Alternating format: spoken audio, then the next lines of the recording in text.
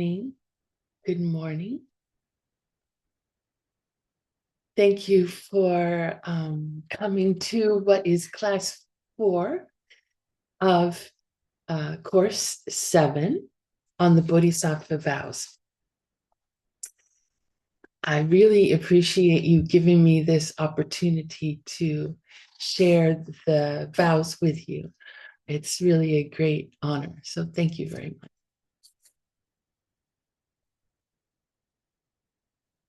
So before we get started, let's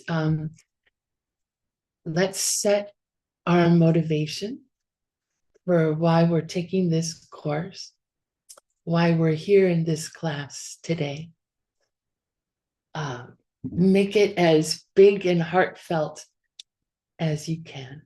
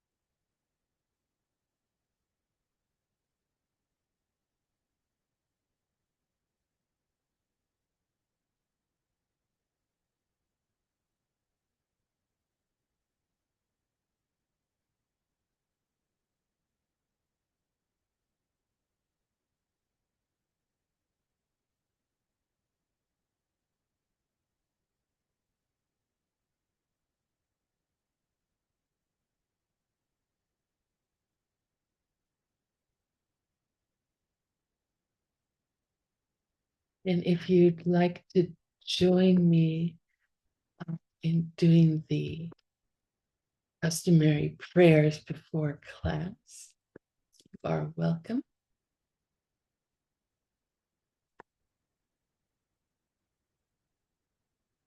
Sashi Puki Chukshin Metok Tram Rirab Lingshin Yende Kempati Sangye Shindu Mikde Owarki Jokun Namdak Shingla Tuparsho Idam Guru Ratna Mandala Kamya Ayami.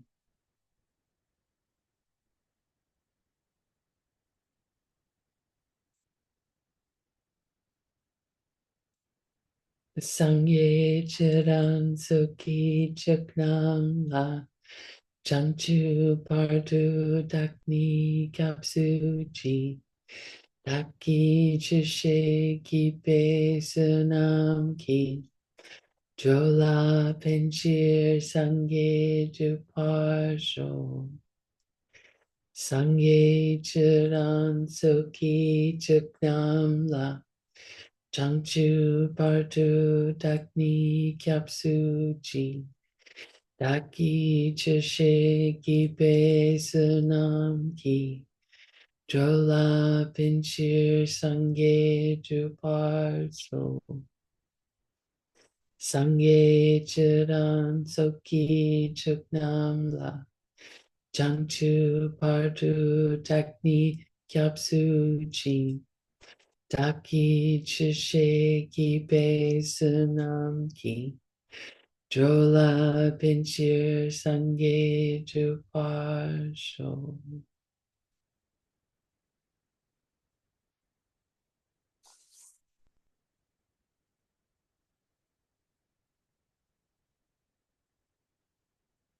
So before we get started, we're going to start going over the root vows today.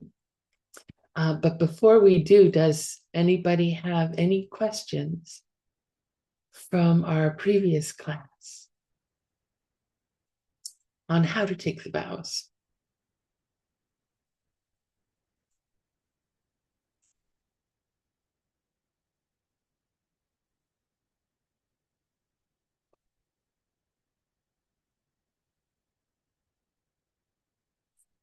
Okay, you perfect students. I'm a little suspicious of why you have me here sharing these with you.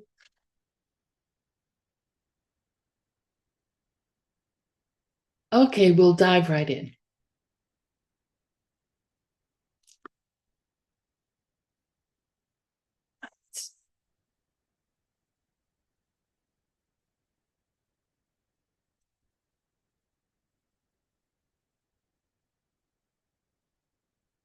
So,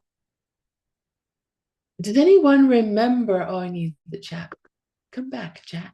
There you are. Does anyone remember what satung means? We had it, it was the first class.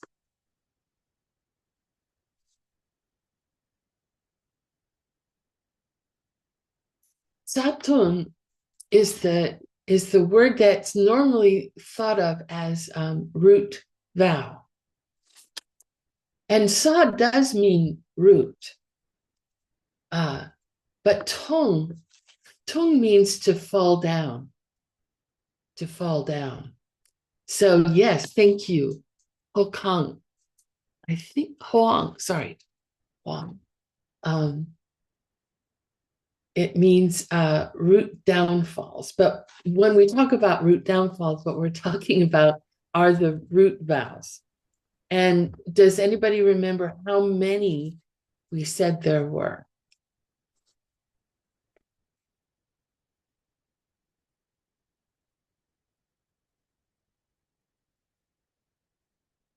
$18. Thank you. Thank you. Oh, everyone joining in here. Okay, good. 18. Now, these are great. These are of the 64 vows, these are the most serious. And they're serious for two reasons. One is if you do a tsatung, and I'm going to be saying this word a lot today, tsatung, which means root downfall or root vow.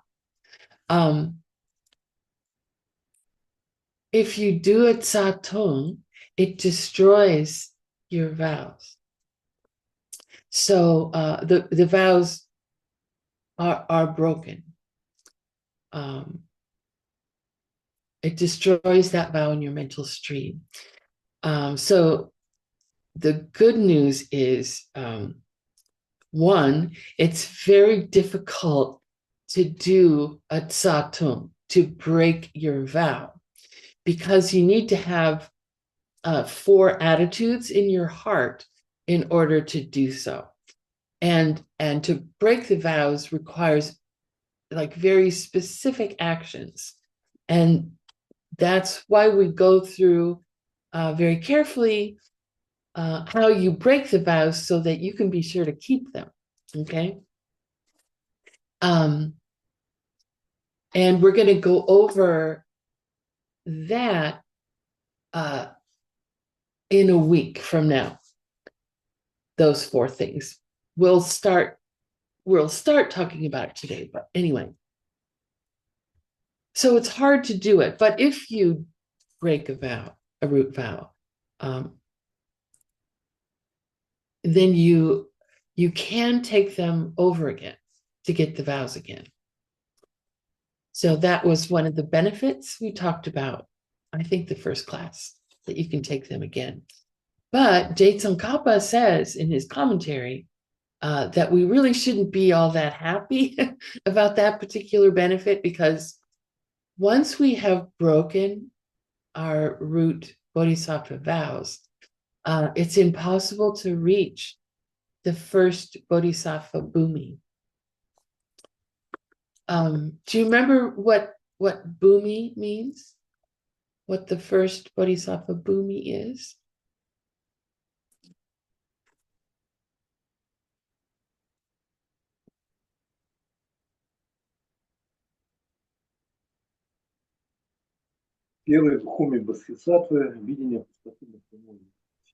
So bhumi is the Sanskrit word for sa, that's the Tibetan word, and the English word is level.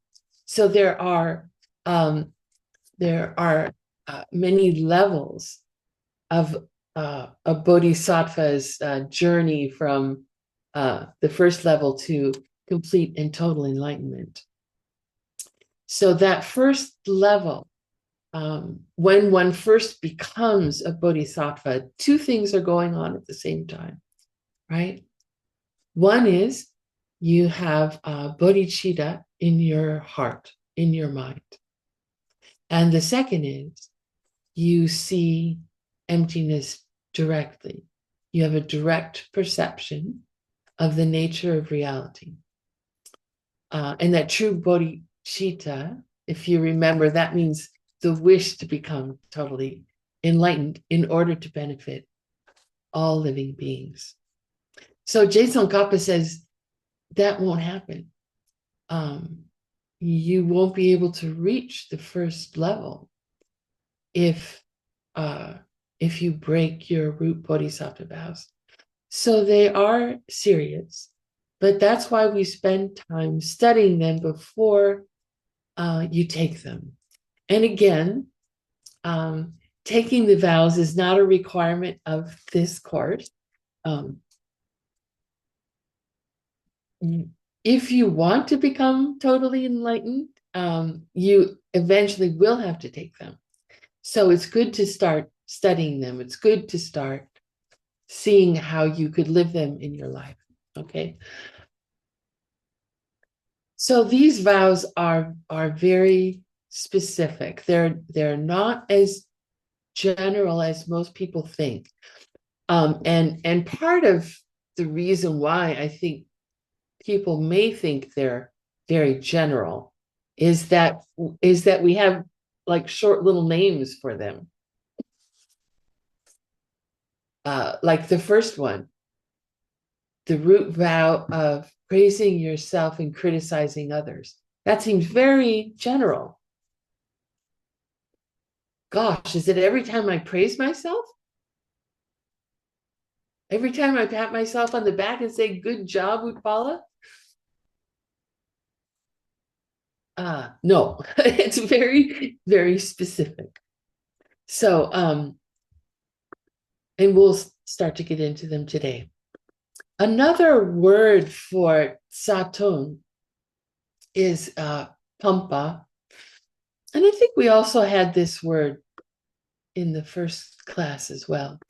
And this comes from a phrase, pe pamparo ki pampa. And I'm pretty sure this is how it's spelled. I went searching for this phrase. I found this phrase in particular. I found this phrase in particular.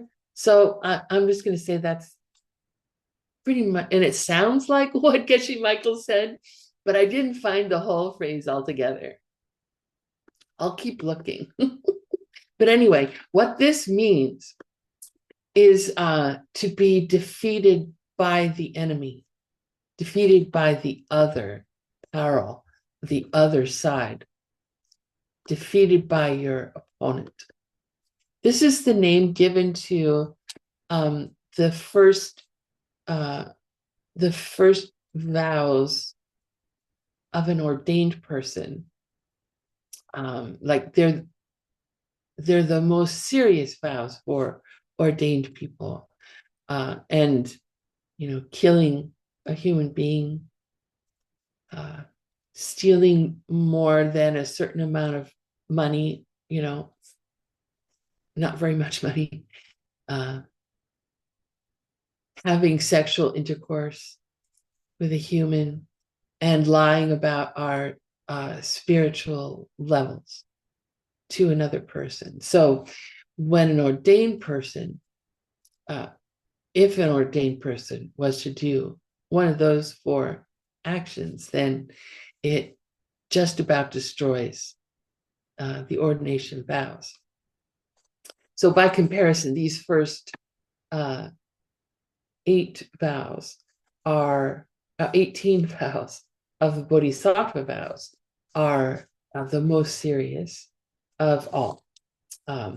So in breaking them, they're called defeats or downfalls. So the enemy, of course, is our own negative emotions, nyomon in Tibetan, or klesha in Sanskrit. With vows, what we're doing is they're like a protection for us being able to work with our negative emotions in a way that we,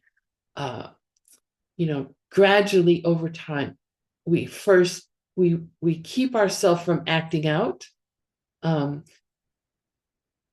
then we keep ourselves from speaking, and then we keep ourselves from actually having those thoughts arise in our minds.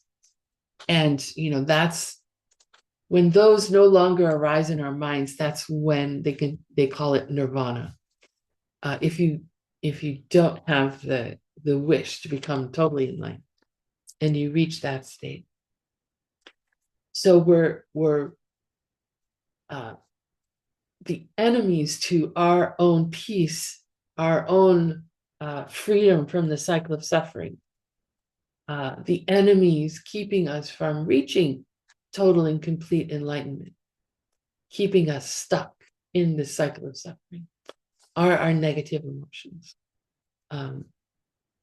Our habit has been for countless lives to allow them to dictate what we think, what we say, and what we do. And it's very oftentimes, harming others and ourselves. So if we keep these vows, we can defeat our enemy. So that along with defeating our enemy, like along the way, from the time of taking the vows on to reaching total and complete enlightenment, things start happening for us. Things that seem magical.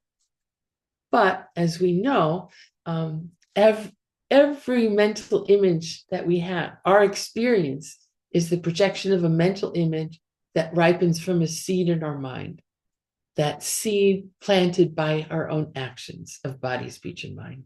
So the more we work on controlling negative behaviors, controlling our negative emotions, the more we serve others, we're planting different kinds of seeds in our mind. We're planting seeds in our mind to see beautiful things, to see people helping each other, to see people helping us, to see beauty in the world, to see peace in the world, to see generosity in the world, to see good health in the world. So if we don't keep them, well, if we just take them and sort of like la la la, and don't think about them and don't work with them the way they're designed to be worked with, then we could just be, we call it going through the motions in English. We're just repeating something because it's a good idea, and we're not really working with our own negative emotions. So we can use these vows to transform ourselves into a complete and totally enlightened being. So if you keep them wishy-washy, that's another American idiom, wishy-washy. If you keep them so-so, you'll have a so-so life. You'll have a wishy-washy life. You'll get bored with the Dharma eventually, quit. So let's go through the first 8 vows today.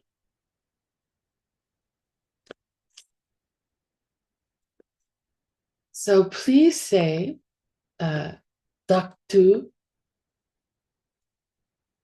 daktu, shenmu, shenmu, daktu, shenmu. So daktu, that means to praise yourself. Dak is self, and tu is to praise. Shenmu means to put down other people, to criticize other people.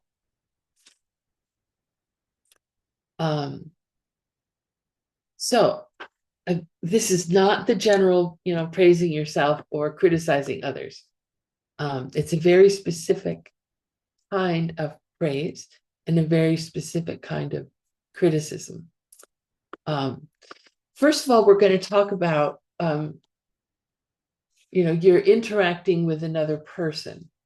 If this vow is broken, you're interacting with another person, and you have certain motivations in your heart when you do it.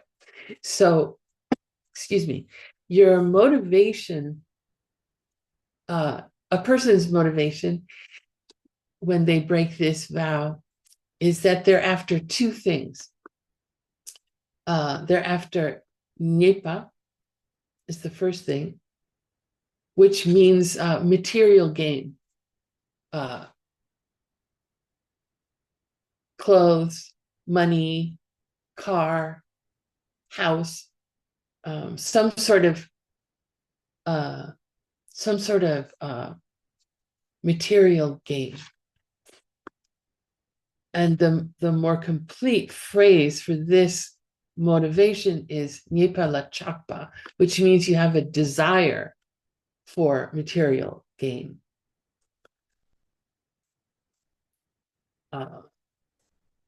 And then the second thing you may be after, a second kind of motivation is kirti. Say kirti.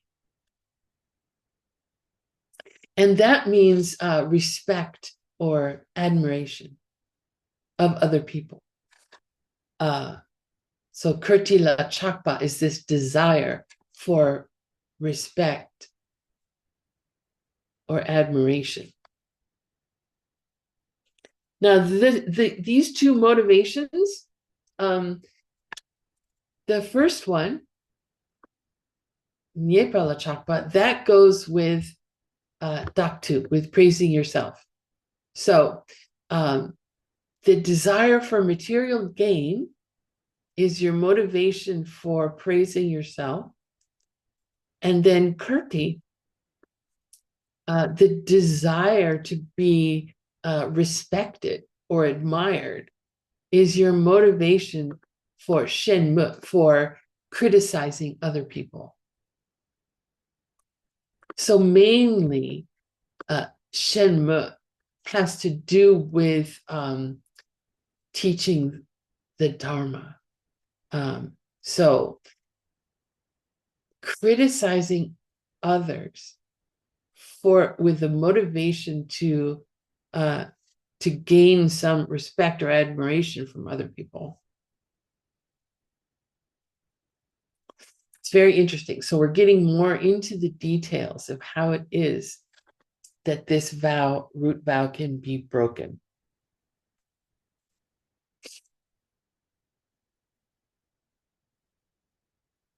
Okay.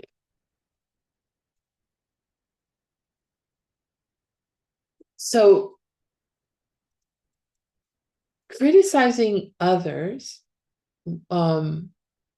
when particularly with regard to the Dharma, the question may arise: is it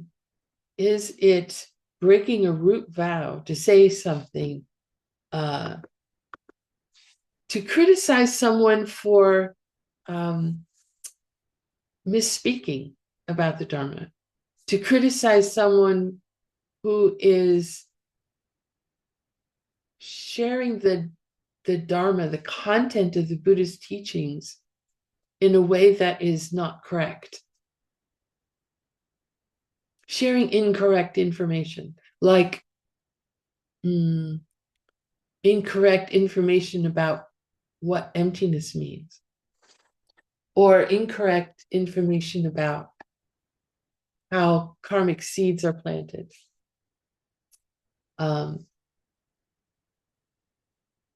It is our responsibility especially as a person who has Bodhisattva vows, to help, to protect people, right? We're taking these vows so that we can benefit others. And so we want to protect those people who are receiving incorrect teachings from a teacher. We must do so in a skillful way, and not just, go off on a rant or start yelling at the person or calling them names or something.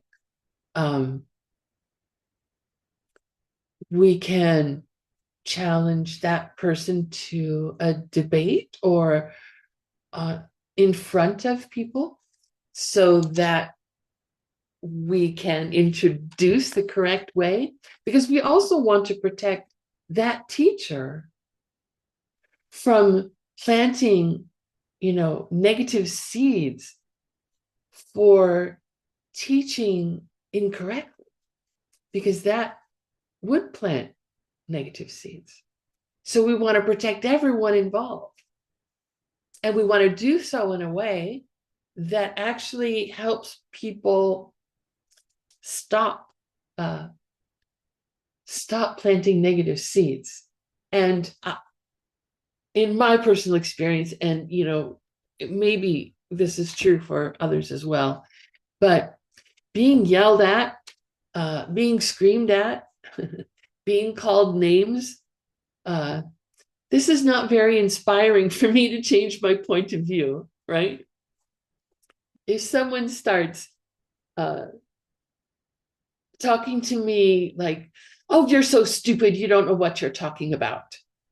You're so wrong." My first reaction, natural reaction, is to like shut down. Like, I'm not even going to listen. This person is upset. Okay. But if the person comes to me in a friendly way and says, I heard something different about this particular topic. Where did you get your understanding of what this means? Then I'm very open to discussing, and then I can be in a conversation with someone, and I can learn how to be a better teacher, right? So it's like that. Helping people is, sometimes you do have to yell. If someone's about to run into the street, right? And you see a car that they don't see that's speeding down the road, you have to yell, "Stop!" You may have to tackle them off the side of the road to protect them from being killed or hurt very badly. So sometimes it's required, but for the most part, being being thoughtful about the best way to approach a topic with someone will serve us all well, right? So, but then with this vow, remember that the motivation for criticizing others is the desire for fame and admiration. So helping someone out of a motivation of love out of a motivation for protecting them from planting negative seeds, that's not breaking this vow. That's not breaking this vow. Okay. When you do, like if you're in the situation where you encounter someone who is teaching incorrect dharma, and you do and you do want to talk with them, you should know your stuff. You should know the correct. You should know what the Buddha taught. You should know where you can find scriptural authority to back up what you're saying. And do so with great love and friendliness with the other person.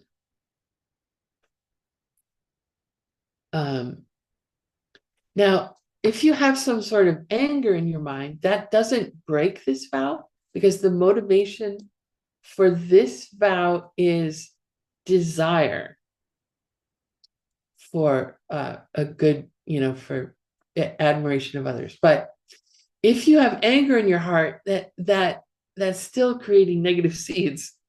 So best avoid doing that.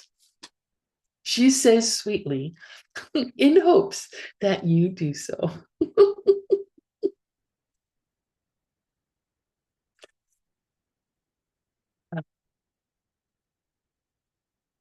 Kappa in the commentary that you don't have, but that Geshe Michael used when he taught this course. The reading that you have is from the other text, the string of shining jewels.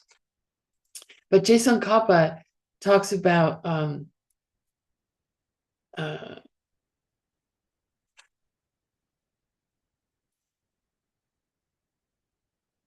if you're staying in a monastery, well, we're not staying in a monastery, so I'm just going to skip it. So praising yourself, saying I'm the best, I'm the best teacher, and criticizing others, oh, Joe Schmo doesn't know what he's talking about. If you're doing these with the motivations of wanting to receive some material gain, like, oh yeah, I'm such a good teacher. My students give me lots of money and lots of a new car and a new house. Like that, you no longer have the bodhisattva vow. You've broken it. And if you criticize other teachers because you want to have lots of students, because that's basically how they go, right? So in the normal world, when you're criticizing someone else, you're sort of praising yourself, right? Like, I know better. So we have to be very careful about these sort of automatic tendencies, seemingly automatic tendencies, especially around the Dharma. Okay. So this vow mainly refers to people who are on the greater way. Of course, if you're taking the bodhisattva vows, you are on the greater way, and it's about talking about other people who are on the Mahayana path, the greater way path.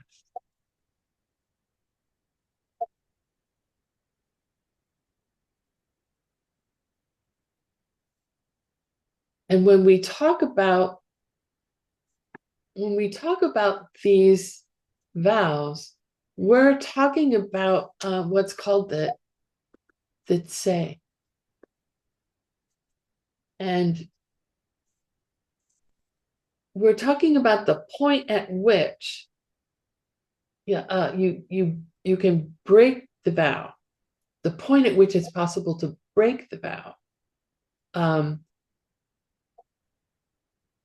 But you can still have a secondary downfall if you don't if your actions, like if you do it out of anger, for example, you have a secondary, you have a lower a smaller seed. You're still going to go to a hell. It won't be the lowest hell. So I guess that's good. But you're still going to have massive suffering from being angry at someone who is teaching the greater way and criticizing them. Okay.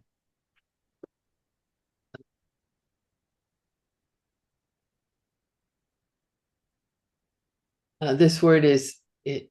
I just found it very interesting. Ned sawe tsatung.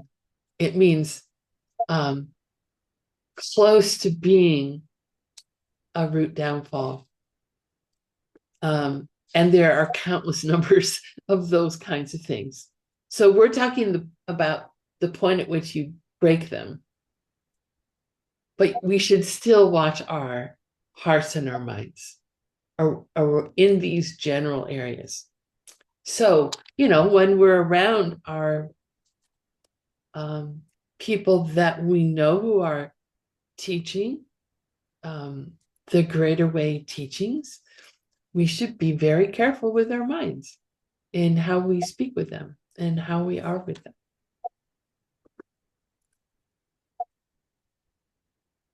Basically, if we spend good time on our motivation before we do anything, that's also a protection. That's why I like to do it, especially before class, to help, like as a student, to help keep my mind open and receive information. And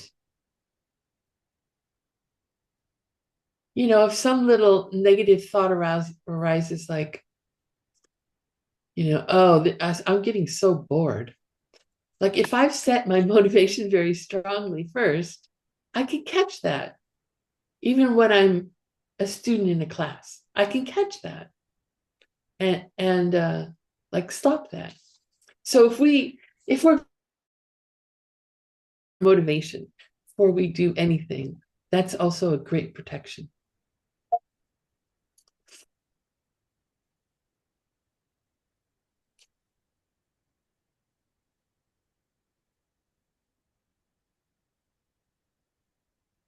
So these are two different vows, right? So we said that of the root vows, there are 18. But here we've gone into root vow number 1, praising ourselves or criticizing others. And it's actually 2. You don't have to do both of them at the same time. That's not breaking the vow. It's this or that. It's praising yourself with that motivation or criticizing others with that motivation. So there's actually 2 there. And if you do take, yeah, so there's more than 8. I'm sorry. There's more than 18 root vows. We've already got 2. So they're counted as 1 in this particular case because the motivation is the same. Desire. It's desire for different things, but it's still desire. In the first case, desire for material gain. In the second case, criticizing others, desire for admiration and respect. So this will be the same situation for the first 4 root vows, that they're actually pairs of vows that share the same motivation. And these first four, they come from Maitreya through Arya Asanga. And the rest of them come from a different source. So that's the way that Maitreya taught these first four vows. Second root downfall is, let's see, there it is. Say, chi nor,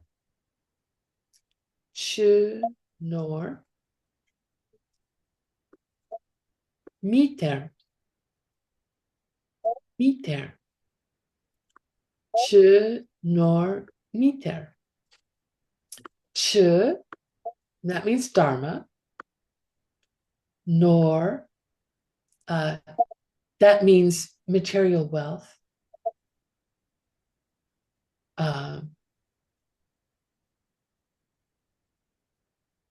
Miter, so this is a negative, me, and ter means to give. To give. So not giving Dharma or material wealth. So it means not giving someone Dharma teachings or not giving someone material assistance.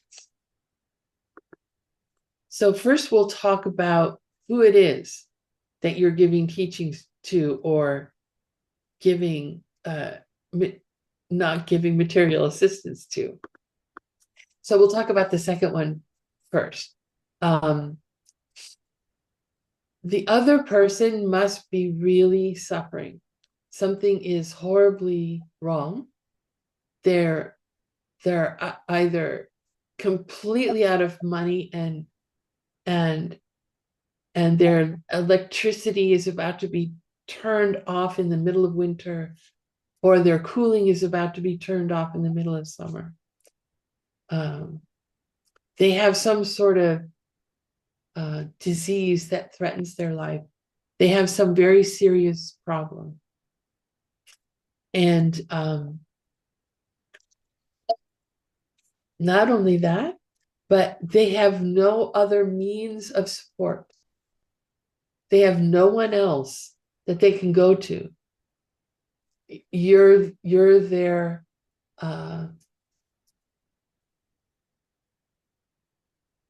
you're the only one who can help them.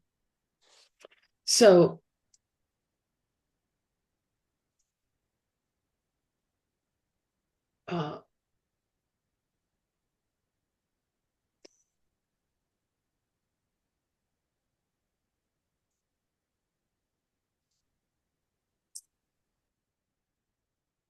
I think that's clear, right? You're the only one who can help them. Like they've gone through the rest of, they have no support system left. They've talked with all the people in their support system, or the people who are their friends or neighbors, the people in their lives close to them, and no one can help them. And you're the last one left before they have to live on the street. And then in terms of you have to be able to help. You have to have what it is they need, or you have to be able to easily get what they need. Reasonable.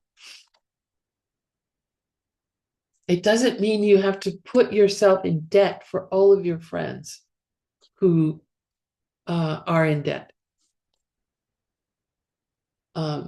It has to be something that you can do. Also, they must ask you directly. So it's not that, I mean, I don't know about you, but with the advent of the internet came my knowledge of how much people are suffering all over the world and how big the problem of poverty is on this planet.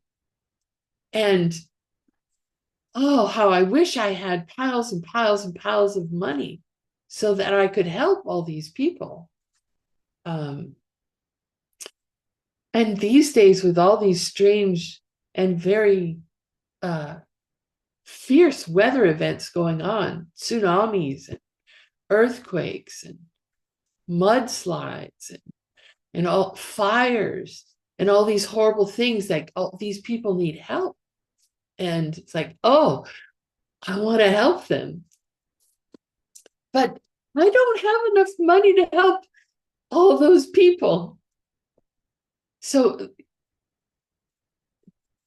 that means I'm not breaking my bodhisattva vow if I don't send financial support to every person that I learn about who needs help in that way. I give what I can, and with the motivation that it actually does bring some benefit to not only those people but all living beings who are facing that situation.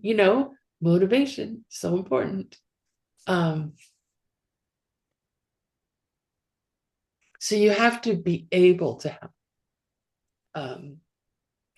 Now, there are some limitations on what that assistance could be.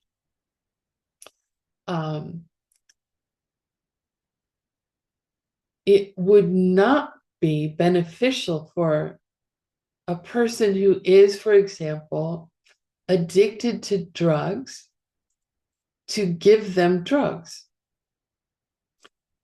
They may come to you and say, I need a hit. I just need another dose. They may lie. They may say, oh, I just need some money because I want to go buy some food.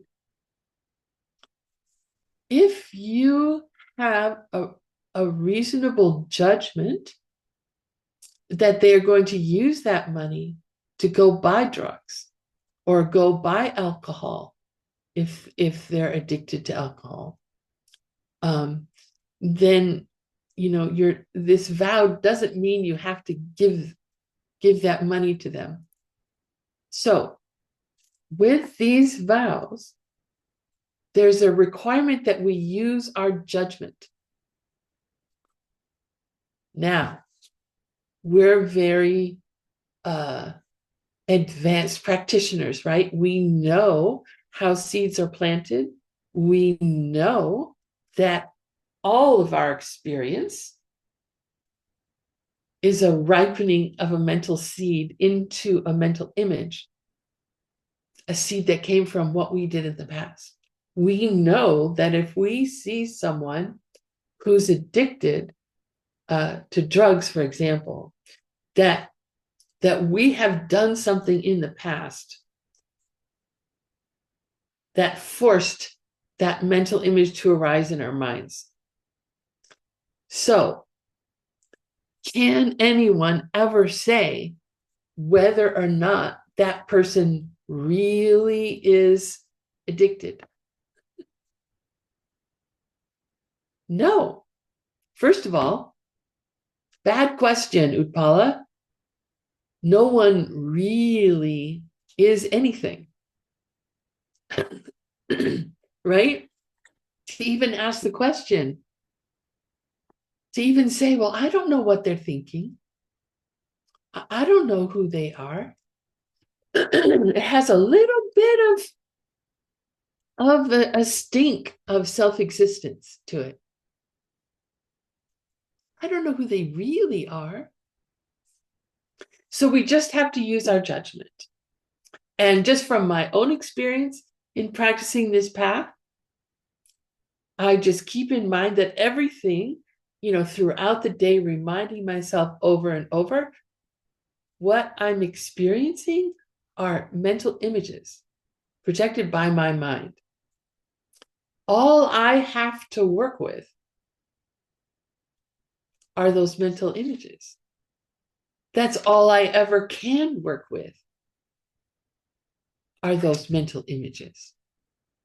Those mental images are in some way, they're reflecting me back to me, right? They're also like, I see them as sort of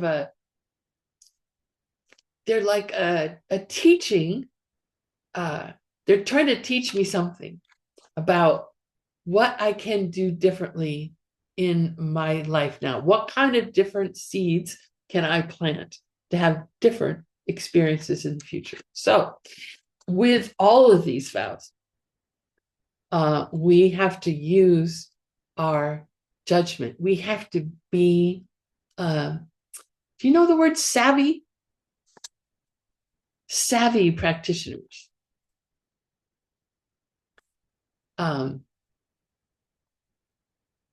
Like well-educated practitioners in how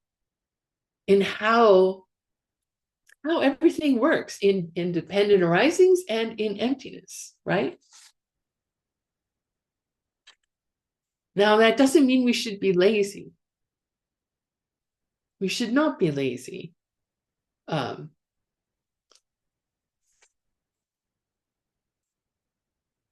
Like, oh, I just don't feel like giving it to this guy because he's drunk. That's not you're I mean, just think, would you want to be surrounded by people who, when you are in need, walk by you and say, yeah, I, I don't feel like giving her any help, giving you any help. We don't want to create that kind of a world where people are indifferent to each other. So check, use your best judgment, always be interacting with people from this motivation of love. You know, not love like, oh, I love you, but love like, I just want you to be happy. And, you know, you're important to me. You're important to the world. You deserve to be happy.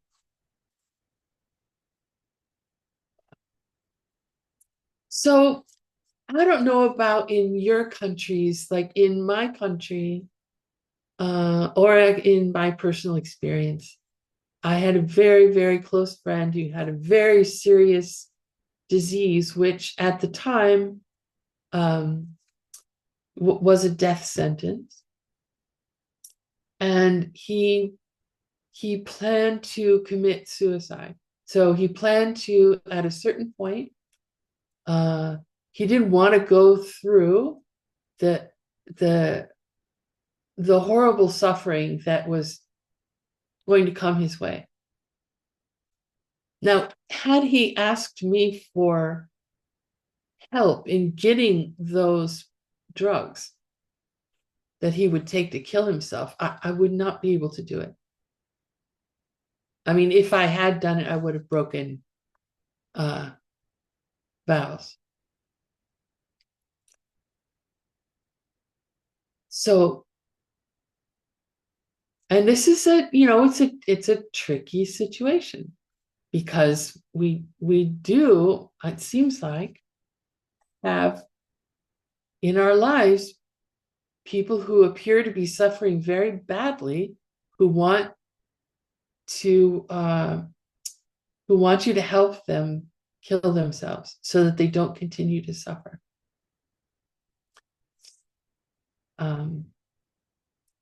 We need to do the best we can to serve them without killing them.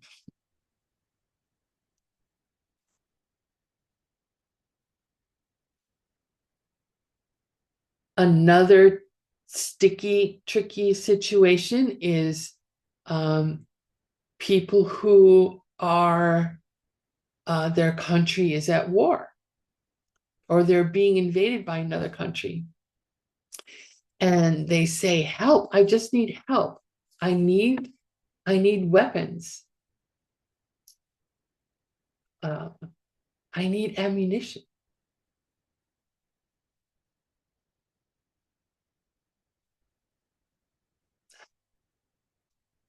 I need to go kill those people who are killing people in my village. It's tragic, right? It's just tragic. It breaks my heart. It breaks my heart that this happens to people.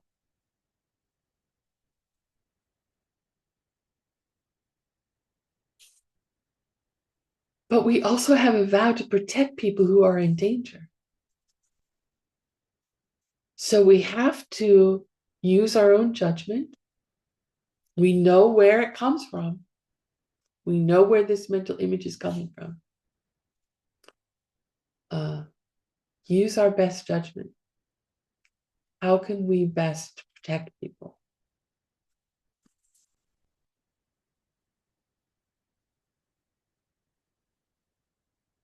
So the other thing, I can't remember if I said this or not, is that the person has to ask you directly.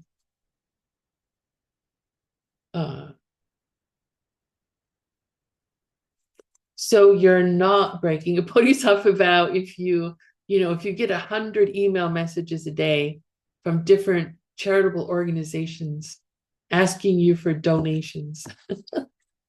You don't break a this vow if you don't give money to all of them.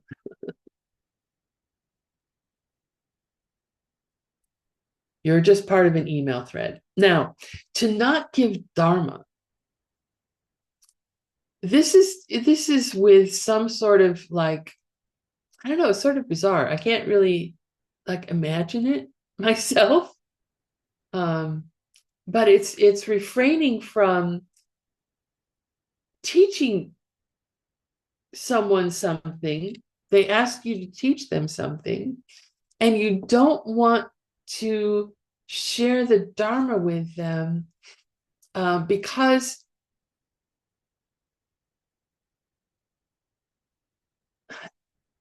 I really don't understand this one. But anyway, you have some sort of stinginess, like, oh, this is my Dharma.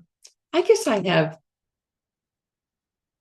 see this more with like materials, like if someone has recordings of teachings or transcripts of teachings or reading material that was handed out at a teaching, and they like hold on to them. They don't share them when people ask them, oh, can I have a copy of that teaching, the recording of that teaching?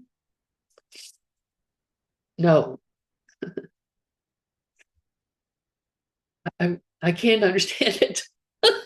But apparently some people hold on to these things and don't share them. So this is with some motivation of being stingy, that you want to hold on to things, whether it's material things or dharma.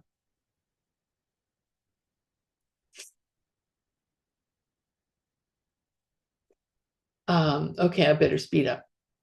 The next one is say shock, kyang, minyan. Shock, kyang, minyan. And this again breaks into two vows.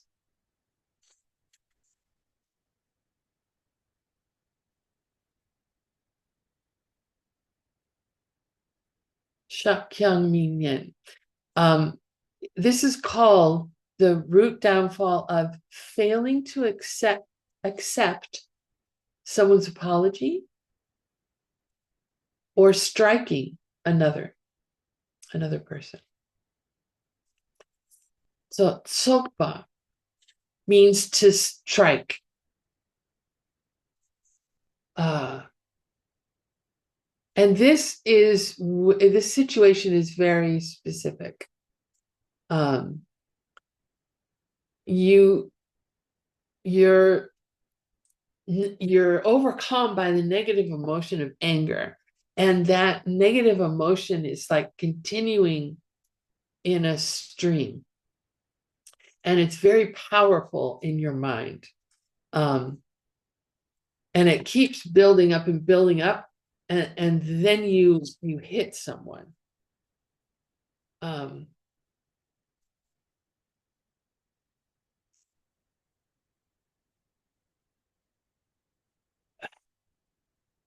If you've ever done this, like I did this when I was, how old was I? I think I was 6 years old in my neighborhood.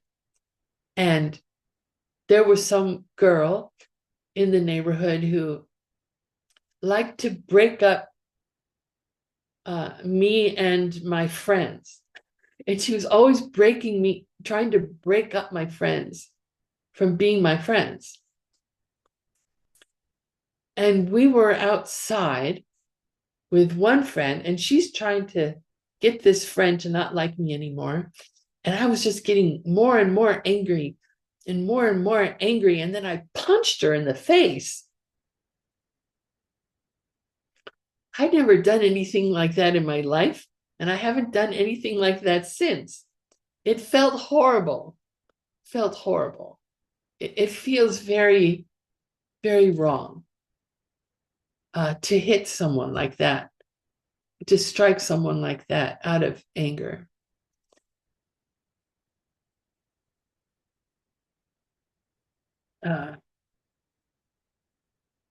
So this can be, you hit them with your own body, or you throw something at them, or you swing something at them like a bat, or you imprison them in chains.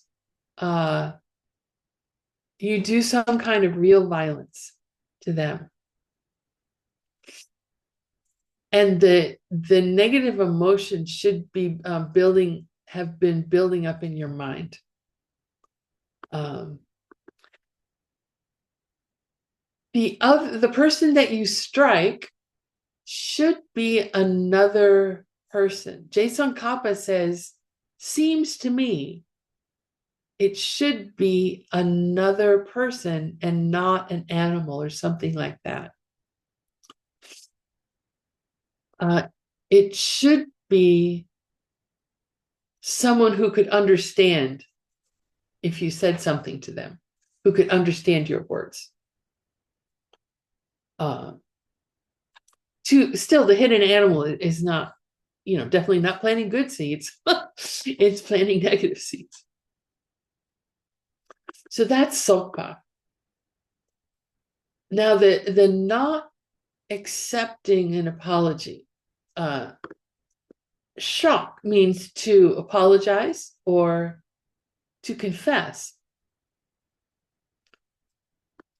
Kyung means even though, and minyen means refuse to listen.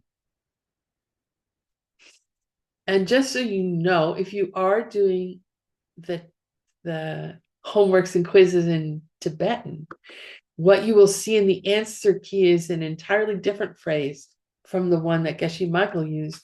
But both of these phrases appear in the readings. So either one will work.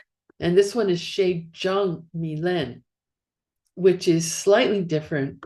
And it means to not accept an apology, as opposed to refusing to listen to. Refusing to listen even when someone comes to you to confess or to apologize. Very similar. So in this case, someone's done something wrong, something to harm you. They've hurt you in some way. Next, they're coming to you in a very respectful way, in a very proper way. Tsushindu. they're, I mean, they may not be doing this, but they're coming to you sincerely, right? To apologize, or if they didn't do anything wrong, if perhaps you misunderstood something about them, and they know that, they could be coming to you to explain the misunderstanding. Like, say you overheard someone talking and they were saying bad things. You thought they were saying bad things about you, but then they come to you later and they say, oh no, I wasn't, I'm sorry you thought that was about you. I was really talking about, Joe Schmo. So anyway, they come to you and you have this anger. They call it kunzin. You're holding on to this anger from having been harmed. And the anger is so strong. So just like with striking, both the motivation is anger. Your anger is so strong that you don't listen to them. You don't want to allow them to apologize to you.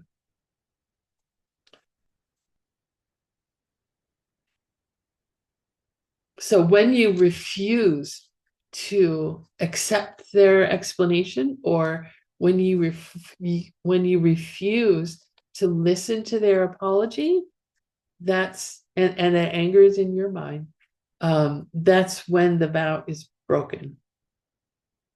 Okay, so two situations: striking someone out of this anger,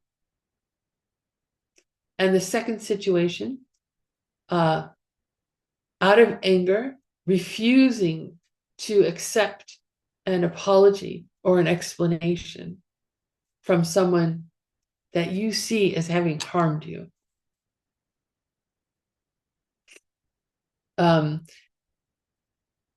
The main negative emotion here is called nusem. So not only are you angry, but nusem, you may remember this word from other courses. Nu means to harm or to hurt, and sem means a thought. So you want to hurt someone, you want to hurt them. You're angry and you want to hurt the person. That's why you strike back. You're angry and you want to hurt the person. That's why you don't accept their apology. That's why you won't even listen to them. I think that this second one is more dangerous, more likely to happen.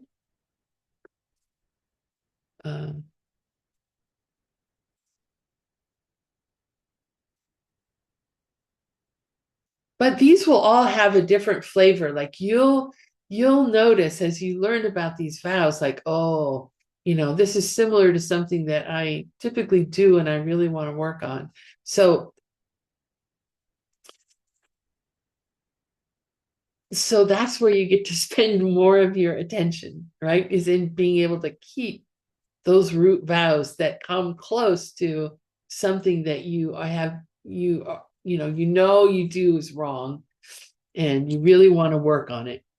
So those are the vows to really pay attention to strongly at first. You pay attention to them all, but work with the hard ones first. The fourth root downfall is Tekchen Pongwa. Tekchen Pongwa. Tekchen means Mahayana. Tek is which is greater vehicle, right? Or greater way. So tek is yana, is vehicle. Chen is great or maha. Hongwan means to reject. So this is reject, giving up the greater way. And it's either of the two divisions of the greater way teachings, which is Sapadangyachewa ni cha, the profound and extensive teachings. So teachings related to emptiness, profound. Teachings related to bodhicitta, extensive. So you give up either one of those, you reject it. And the way you reject it is very specific. It is by saying, the Buddha never taught that. The Buddha never said that. That's the classic way to give it up. It's not saying, this is so difficult to understand. That's not breaking the vow. This is so difficult to achieve. The way I feel right now, man, I don't know. This is really hard. That's not breaking the vow. It's getting close to breaking another vow, but it's not breaking this vow.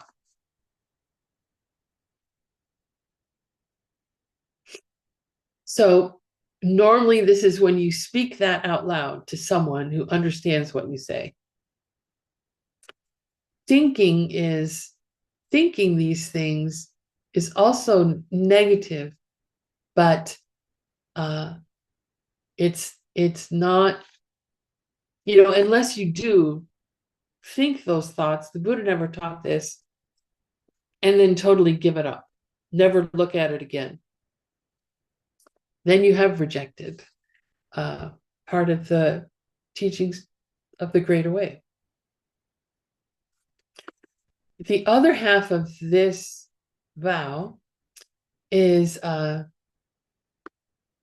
Tumpa, which means, Tarnang means false, and Tumpa means to teach. The answer key and the reading have a different Tibetan phrase, which is Damchu Tarnang. So Tarnang Tumpa means to teach false, and Damchu Tarnang is it's kind of strange. It means false holy dharma, but it means to that what you're teaching or sharing is false holy dharma, something you're putting forward as holy dharma, but it's not. So this is especially Mahayana teachings, something like you make up something. Oh, the Buddha said it's best to take your vows on Thursday afternoons, when the Buddha never said that. That's a silly example, but it's like that. You say something as oh, I'm an authoritative teacher of the Buddha Dharma, and you make up something that is not what you've been taught, that is not what the Buddha said, then that's teaching falsely.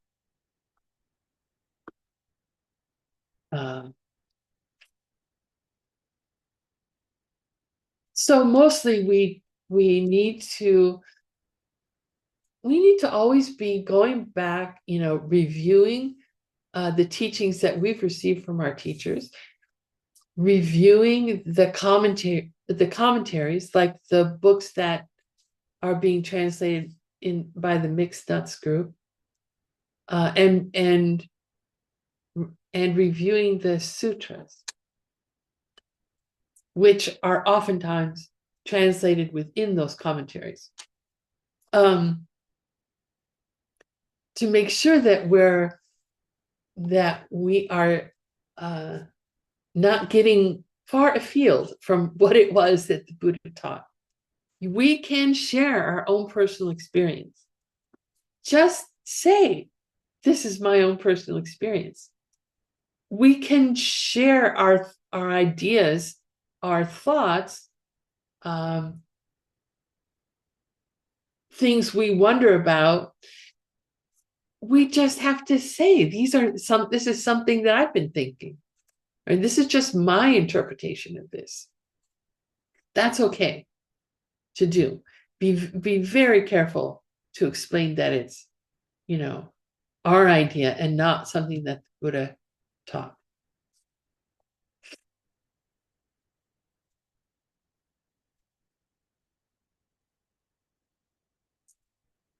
The fifth satum, or root vow, is Koncho Kortok. This is hard to say. Koncho Kortok. Konchok, that means the three jewels, right? Buddha, Dharma, Sangha. The Buddha, his teachings, and the community of monastics. Kor means the belongings. And trok means to steal. So this is stealing what belongs to the three jewels. So you notice here we've only got one. We've gone beyond the first four, which were pairs. Now we're here into the land of one vow. So stealing what belongs to the three jewels. Now, because if you've been studying, you may have learned what the ultimate three jewels are, and the ultimate Dharma is the perception of emptiness. The ultimate Sangha, those who have seen emptiness directly. So we're not talking about, you can't steal a possession of a direct perception of emptiness, or that wouldn't make sense. So what we're talking about are things like Buddha statues, paintings, tankas, offerings made on the altar, things that have already been offered, books. So those things that are nominally belongings of the Buddha, Dharma, and Sangha. So things that you'd find in a temple, right? Or money that belongs to a Dharma group. Stealing those things. There's Jetson Kappa says he could not find a minimum amount. Like, what's the amount, the value of the item taken that would make this breaking a root vow? He uses the word yoche, which means an article being used by a temple.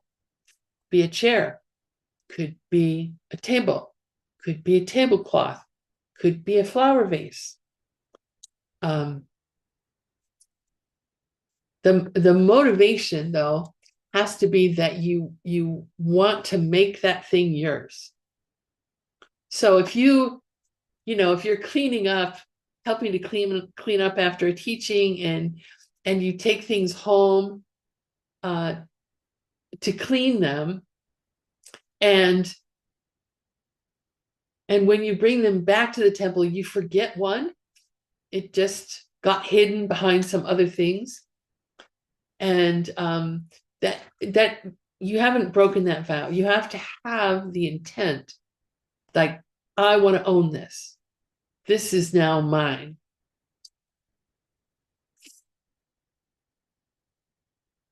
The sixth root downfall is called chupong.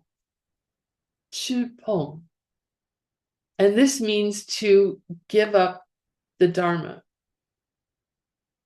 giving up the highest Dharma. Now, how is this different from the one we had before? Rejecting teachings of the greater way. So this one is different. This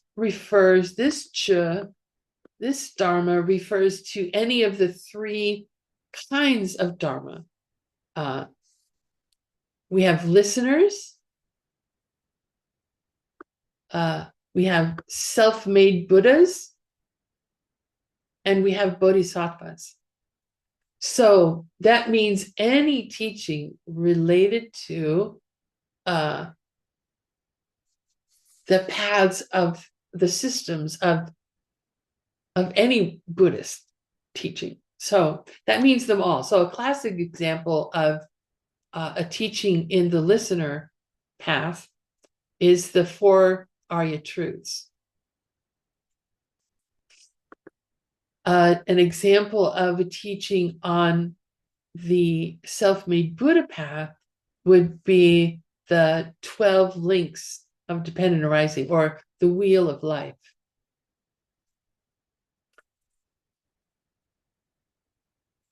So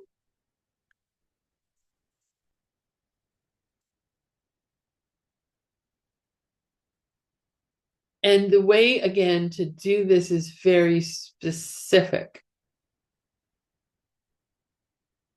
It's the whole group of teachings within each of those three, or any of those three, I should say. And you say, the Buddha never said that. The Buddha never taught that. The Buddha never taught four Arya truths. That's ridiculous. Now, if you pull out some piece, like if you say about the wheel of life, link number 11, that's ridiculous. I don't think the Buddha said that. You haven't broken this vow, but you have broken a secondary vow, and we'll get to those later.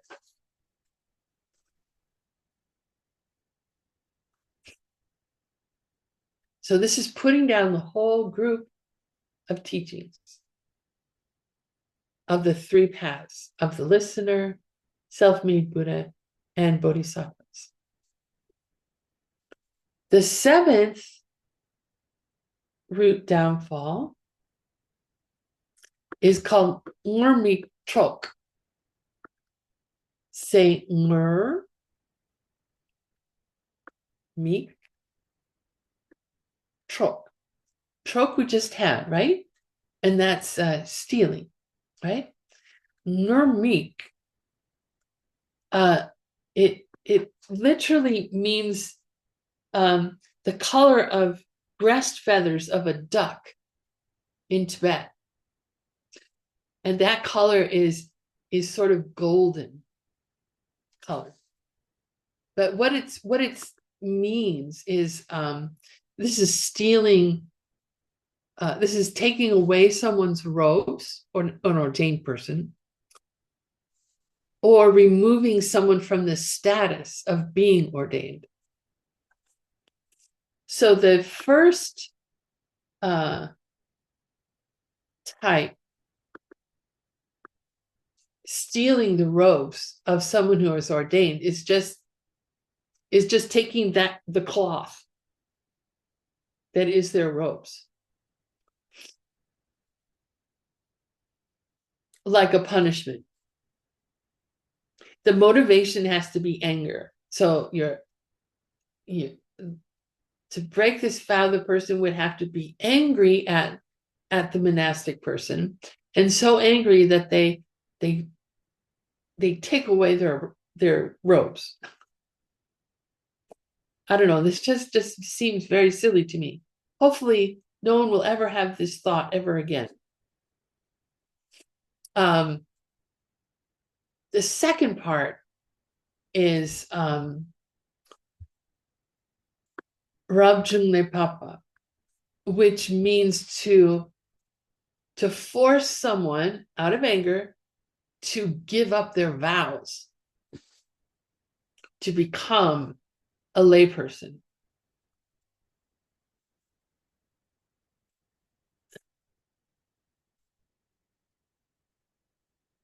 It's not, you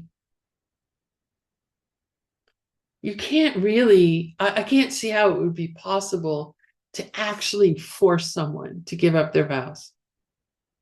Because you hold the vows in your heart. It's not like they're in the cloth. It's not in the robes. I mean, I'd be fine. Like, okay, fine, take my robes.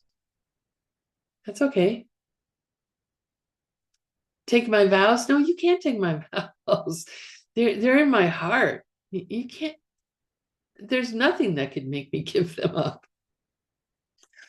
So you do it out of anger, and again, you do it with this idea of wanting to hurt the ordained person. The eighth root downfall, I got 3 minutes, is the root downfall Sammenga, which is the root downfall of committing one of the 5 immediate misdeeds. These are 5 actions that create such horrific negative karma, plant such horrific negative seeds that they are certain to ripen in your next rebirth. There's no like, oh, you go to be an animal, or you go to some other realm, or be a hungry ghost before the seed ripens. The seed will ripen into your next rebirth. And those 5 are killing your, and these are not in order, but killing your, in order of severity, killing your father, Matsepa, killing your mother, Matsepa, killing an arhat, one who has reached nirvana, Chachompa Tsepa,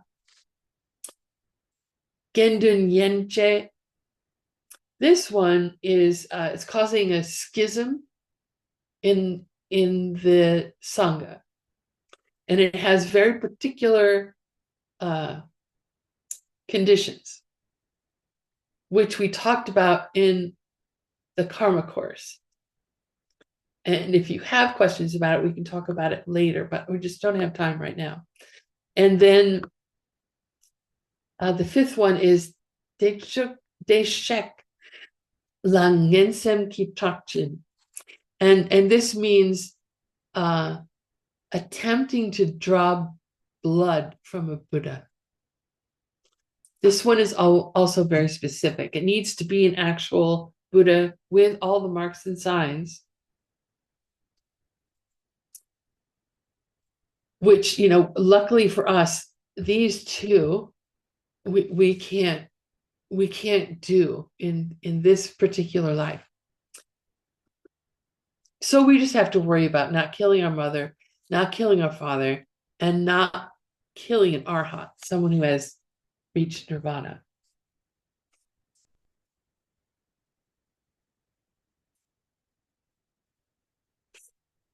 Then the last one for today The ninth root downfall is the root downfall of holding wrong views.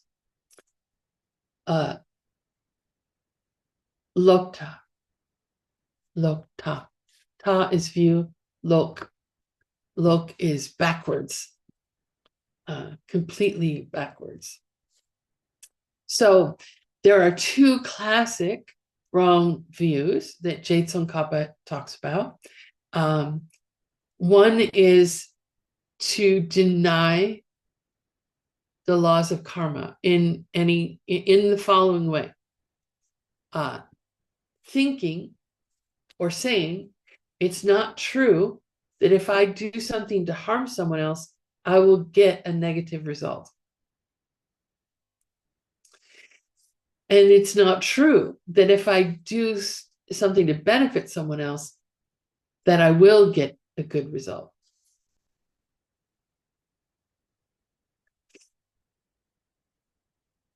You have to believe it from the bottom of your heart. No doubts. Very specific. You can be like, I'm really not quite so sure if karma works. I mean, I'm going to test it out and see if I notice some results. But to just say categorically, bad things do not come from treating people badly. Good things do not come from treating people well. And to totally believe it, that would be breaking this. The other classic example, and I'm sorry to go over, but is to say, I do not believe in past lives and future lives. There's only this life.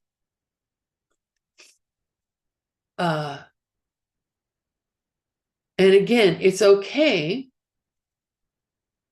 to say, I'm not sure if there were past lives and if there will be future lives. I don't know. I've never seen it directly. I haven't quite figured out the logic of it, so I'm not convinced yet logically. But this is what the Buddha taught, and I believe, everything seems to be making sense. So even though I'm not sure about it, I'm going to act as if it were true. And then one day, you will see that it's true. One day you will either have the logical proof you need, or you will see it directly. Once you reach certain levels in your spiritual practice, you can see past lives. Once you see emptiness directly, you can see future lives. So those are the 9 root downfalls. Sorry, my apologies for going over. Please remember to rejoice for being here.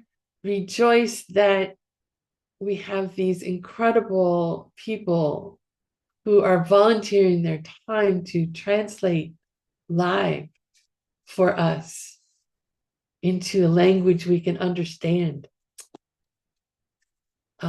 And rejoice that Geshe Michael gave these teachings that I can share with you, and dedicate all of this hour and a half we spent together, plus 4 minutes, that we may become total, completely enlightened beings. Thank you for being here. And I will see you next week, and we'll continue on with the next 9 root vows. Thank you so much. And again, my apologies. Thank you so much, dear Venerable Utpala. Have a great weekend. Cảm ơn cô. Thank you, Bye-bye.